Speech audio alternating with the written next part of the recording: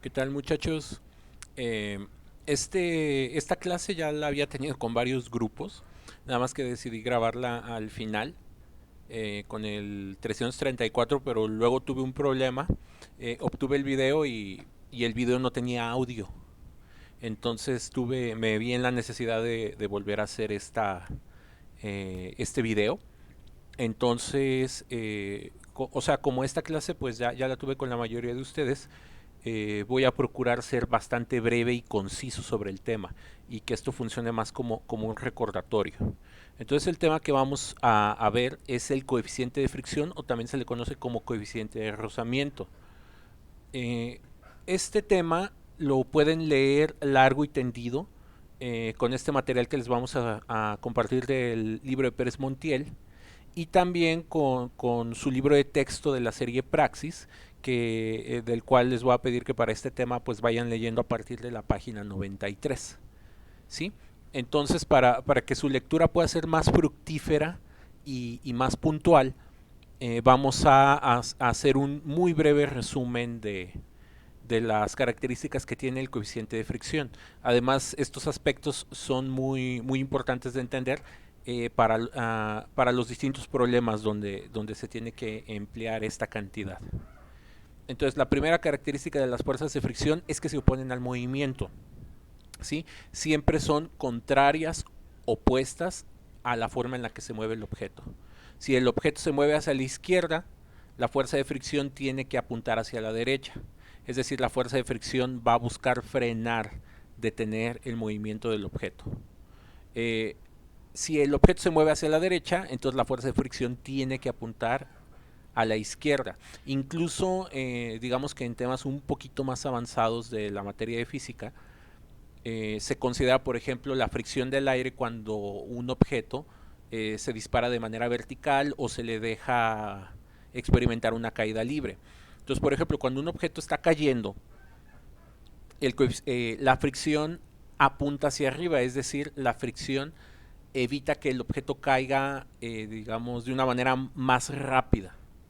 Y este es el principio de funcionamiento por ejemplo, de dispositivos como un paracaídas o los acróbatas o las personas que quieren experimentar un salto libre para maximizar su tiempo en el aire, pues expanden todo el cuerpo para que la fricción sea máxima y de esta manera puedan caer a la velocidad más lenta posible. ¿Sí? De la misma manera, si ustedes disparan una bala de forma vertical, la bala no va a volver a caer con la misma velocidad con la que la dispararon, debido a las fuerzas de fricción que va a experimentar, va a perder un montón de velocidad. Eh, entonces, esta es la primera característica, se opone al movimiento de los objetos. Segundo, y bastante importante, la fricción tiene un origen completamente microscópico. Para entender esto de una mejor manera, les presento aquí un par de micrografías, imágenes obtenidas ya sea por microscopio, microscopio electrónico, microscopio atómico, de fuerza atómico, ese es el nombre correcto. Y ustedes, por muy plana que vean una superficie, cuando se ve a nivel microscópico, van a encontrar muchos defectos sobre la misma. Entonces, este tipo de defectos que tienen las superficies eh, a nivel microscópico es lo que produce los efectos de fricción. ¿Sí? Es decir, hay un montón de obstáculos para que un objeto se deslice sobre otro. Desde un punto de vista más como un diagrama, el origen de la fricción tiene que ver con cosas como esta. Ustedes pueden ver una mesa y una caja y pensar que la superficie de ambos objetos es perfectamente plano, pero si lo pudieran ver a través de un microscopio van a encontrar toda esta colección de defectos. Entonces, literalmente, todo el tiempo están luchando un objeto deslizarse sobre el otro. Aquí les ponen el ejemplo de una llanta y un camino. Incluso aunque tú lograras aplanar eh, lo más posible la superficie de la llanta y de un camino como pavimento o cemento, incluso a los niveles moleculares, ¿sí? En los niveles moleculares vas a encontrar defectos de una superficie sobre otra. Aparte que aquí puede haber cierto tipo de interacción, haciendo que un objeto hasta se pegue con el otro. Entonces, esto es lo que producen las fuerzas de fricción de un objeto sobre otro, y aunque la primera ley de Newton dice que una vez que un objeto está en su estado de movimiento tiende a mantenerlo, debido a todo este tipo de efectos microscópicos, es que precisamente no lo puede lograr. Por eso, por muy plana que vean una mesa, cuando ustedes quieran hacer rodar una canica, una pelota, eventualmente la canica se detiene por culpa de todos estos defectos. Entonces, una consecuencia inmediata es que depende enormemente de las superficies. Yendo a su libro, donde van a poder completar la lectura y la información, en la página 94 les vamos a mostrar la siguiente tablita. Entonces, las tablas de coeficientes de fricción siempre vienen enunciadas con los dos materiales que se trata en cuestión. Entonces, una pieza de acero sobre hielo tiene cierto coeficiente de fricción, acero sobre teflón va a tener un coeficiente de fricción diferente, acero sobre acero, vidrio sobre madera, etcétera. Entonces, esta lista nada más es un ejemplo muy breve, pero hay manuales completos en las áreas de física y de ingeniería que tratan de englobar todos estos valores para el diseño de objetos. Sí, hay ocasiones donde queremos que no haya fricción para que no se pierda velocidad, no se pierda energía, el objeto logre la máxima trayectoria. Por comentar algo muy concreto, el diseño automovilístico. Los ingenieros están pensando todo el tiempo cómo le hago para que mis piezas no tengan fricción, no tengan desgaste, y el combustible o la energía que se utiliza para el movimiento del coche, del automóvil que uno está diseñando, pues sea lo más óptimo posible. Bajo otras circunstancias, también se pretende en ciertas ocasiones tener mucha fricción. La fricción no es del todo mala. Si se quiere diseñar un calzado deportivo, pues bueno, lo último que quieres con tus zapatos es resbalarte. Entonces uno tiene que pensar las maneras, según el caso, cómo hacer este número muy pequeño o cómo hacerlo lo más grande posible. ¿Sí? Regresando a nuestro resumen, a nuestro breve resumen, la principal consecuencia de la fricción es la producción de calor.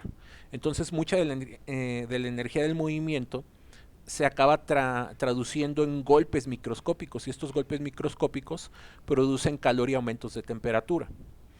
Entonces, cuando algo está sujeto a mucha fricción, es completamente normal que se caliente. Terrible error que pueden cometer.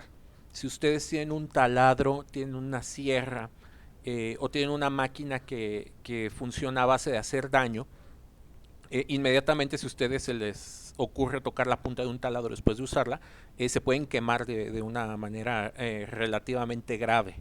Y esto es por el enorme aumento de temperatura que se puede lograr.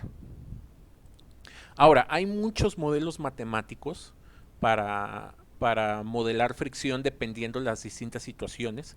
Las ecuaciones para modelar fricción en una caída libre, para diseñar un paracaídas, para diseñar un coche, para diseñar, por ejemplo, un barco, para diseñar calzado, o diferentes tipos de aplicación, varían mucho. Entonces, el objetivo de aquí, de presentarles este tema, es que se familiaricen y verlo al nivel más básico, es decir, que se puedan quedar con un poquito de esta información.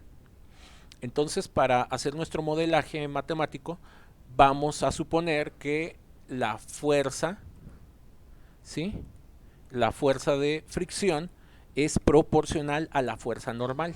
En clases anteriores ya habíamos estudiado que la fuerza normal es la fuerza de reacción que evita que un objeto se hunda o penetre una superficie.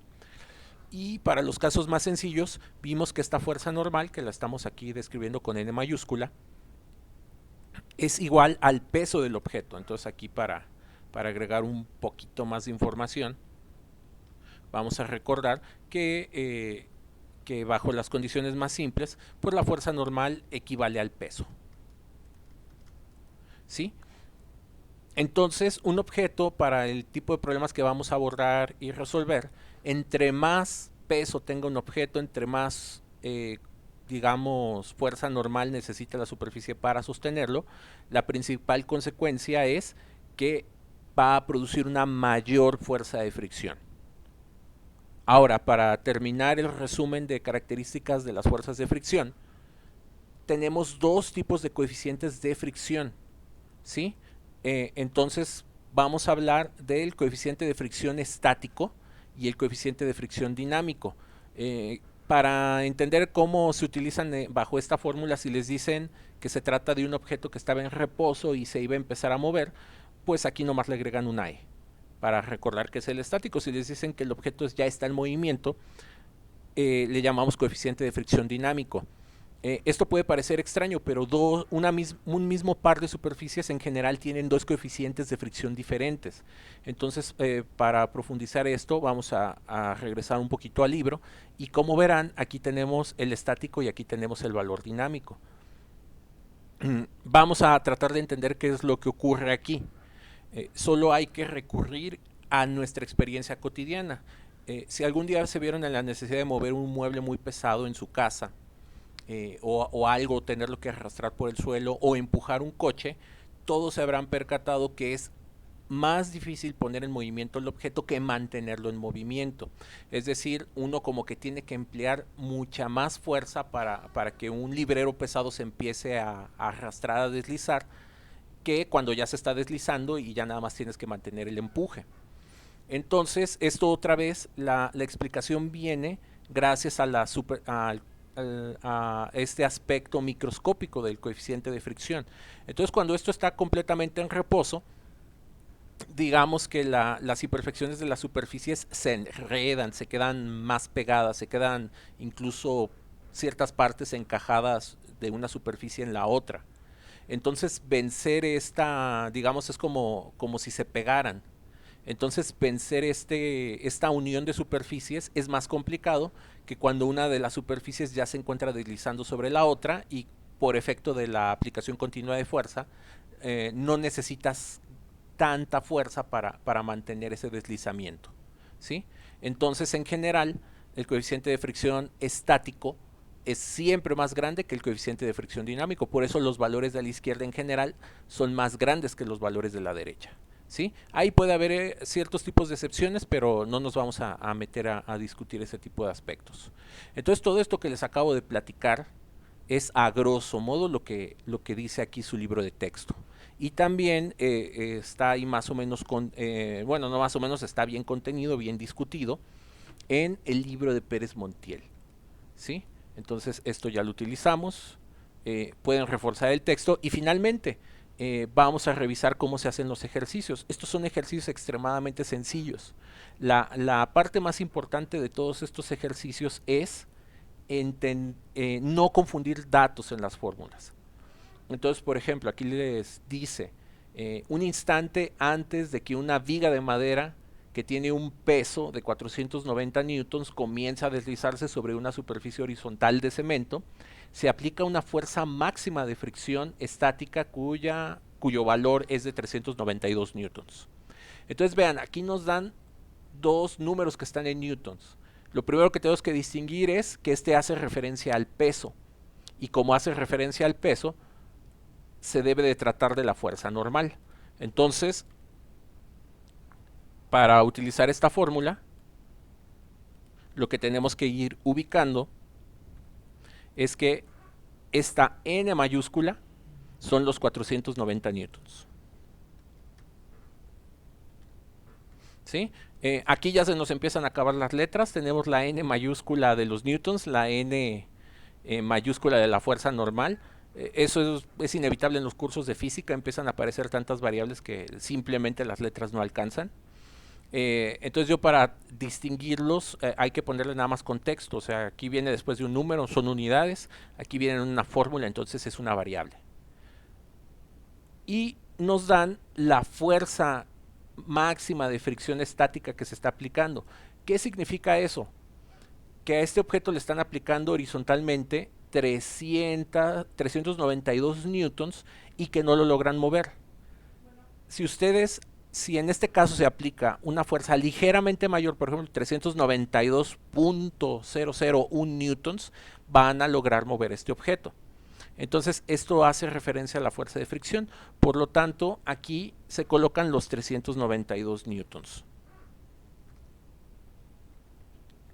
Y entonces para calcular el coeficiente de fricción se hace a través de una división.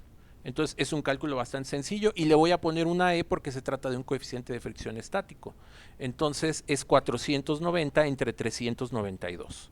Después de hacer esta simplísima operación con ayuda de una calculadora, se van a percatar que da 0.8. Newtons de arriba se cancelan con los newtons de abajo. Es decir, les queda el número desnudo, no tiene unidades. Y esa es otra característica importante de los coeficientes de fricción, ¿sí? Los coeficientes de fricción son adimensionales. ¿Qué significa que algo sea dimensional?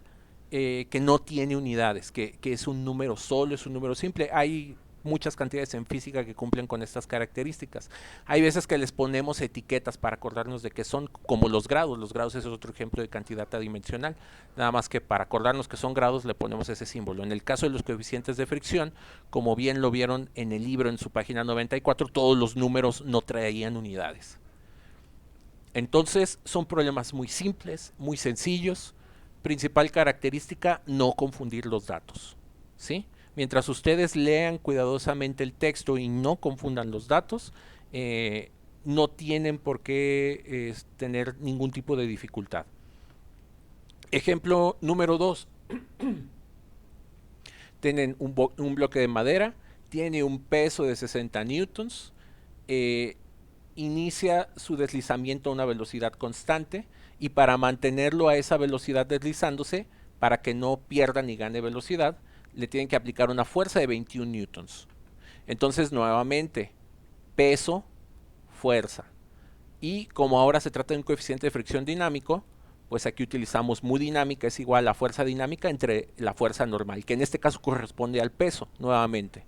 Entonces este problema, otra vez muy sencillo de resolver, 21 entre 60, da 0.35. Entonces ese es el coeficiente de fricción. Entre más grande sea un coeficiente de fricción, quiere decir que es más difícil mover el objeto o que este eventualmente se frena más, de una forma más rápida una vez que ustedes dejan de aplicarle fuerza para que se pueda mover. Último ejercicio y ejemplo que vamos a ver. Este material se los vamos a pasar completos. Como ya se los había indicado en temas anteriores, todos los temas de física los podemos empezar a combinar, los empezamos a revolver, pero no es el objetivo en este momento. El objetivo en este momento es digerir lo mejor posible estos conceptos. Ya en los cursos de especialidad de temas selectos de física o dependiendo a lo que ustedes se dediquen, de manera natural se empiezan a combinar todos estos temas y este material es una excelente guía, por ejemplo, para personas que quieren preparar exámenes de admisión a, digamos, a escuelas públicas, facultad de medicina, lugares que a veces son extremadamente competidos. Entonces les recomiendo que la gente que en algún momento tenga esas intenciones o quiera concursar, este libro es excelente opción para poder revisar los conceptos. Entonces, último ejemplo, calcular la fuerza que se necesita aplicar a un cuerpo de 500 newtons de peso para deslizarlo horizontalmente sobre una superficie, considerando que el coeficiente de fricción entre el bloque y la superficie, este cuerpo es de 0.4. Entonces nos están pidiendo la fuerza de aplicación, sabemos el peso del objeto, nos dan el coeficiente de fricción dinámico, entonces la fuerza de fricción es igual a coeficiente por fuerza normal, entonces es simplemente 0.4 por 500 newtons. El resultado son 200 newtons. Entonces esta es la fuerza necesaria para evitar que un objeto se frene debido a las fuerzas de fricción. Entonces, de estos les recuerdo, los ejercicios que les voy a dejar solo son estos primeros 3, los cuales van a estar publicados en sus respectivos grupos de Teams. Si alguien está interesado en hacer los problemas 4 en adelante, por supuesto los puede hacer, me puede preguntar, pero ya no se consideran parte de la calificación. Entonces con esto terminamos este breve video, esta explicación. Espero que les sea de mucha utilidad, les ayude a hacer estos ejercicios 1, 2, 3, que es la actividad de los siguientes días. Y por favor, cualquier duda o aclaración que requieran, no dejen de contactarme o escribirme al chat. Que tengan un excelente día.